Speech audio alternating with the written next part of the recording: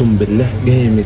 ما ينفعش تعدي فتره عليا من غير ما اروح اكل من المكان ده. حرفيا هو اجمد مطعم بيعمل سندوتشات بقاله في اسكندريه. المطعم موجود في سوتر جنب مجمع الكليات، ويا بخت اي حد كليته هناك. عايز اوريكم اقرب سندوتش القلبي بيتعمل ازاي. بيتحط في الرغيف 3 انواع جبنه، ريكفورد وجبنه فلامينكو وموتزاريلا، وبعد كده بينزل على الجريل يتشوح والجبن تدوب مع بعض، ويطلع لنا سندوتش اسمه بقالي فاخر، وهو اسم على مسمى فعلا. السندوتش تقيل قوي ولذيذ جدا، واللي بيحبوا الجبن زي كده هيدمنوا السندوتش ده. طاسات الجبنه هنا بقى مميزه جدا لان كواليتي الجبن عالي قوي. عملنا طاسه صدور فراخ مدخنه مع بسطرمه. شوفوا الجمال اللي حرفيا مش محتاج اتكلم عليه كتير، لازم تجربوه بنفسكم، عالي قوي. الناس بقى اللي بتحب السبايسي والمشطشط، هنا في ناشفيل فرايد تشيكن عالمي. الفراخ بعد القلي بتنزل في زيت سبايسي وبينزل في الرغيف، وانا حطيت التاتش بتاعي ونزلت بشويه عسل على الوش كده عشان يكسر السبايسي شويه، وحرفيا طلع عالمي، حبيته جدا. سندوتش تاني بقى اختراع، بينزل بصوص عباره عن زعتر وريحان وعليه شويه فلفل الوان وطماطم وعليه جبنه حلوم. السندوتش ده بقى عايز كوبايه شاي بلبن جنبه كده وتقعد تفطر فطار رايق. الكورن دوج بقى بياخد تتبيله جامده قوي وينزل في الزيت ويطلع بالشكل العالمي ده. من حلاوته حرفيا ممكن يتاكل حاف كده زي ما هو. كان لازم بقى نختم بحاجه حلوه، فطلبت سندوتش حلاوه قشطه مربى عسل قنبله سكريات، بس القشطه بصراحه ظبطت الكلام وعملت ميكس رايق قوي. مطعم بقالي موجود في سوتر جوه مجمع نواره جنب مجمع الكليات، جربوه وقولوا لي رايكم. سلام.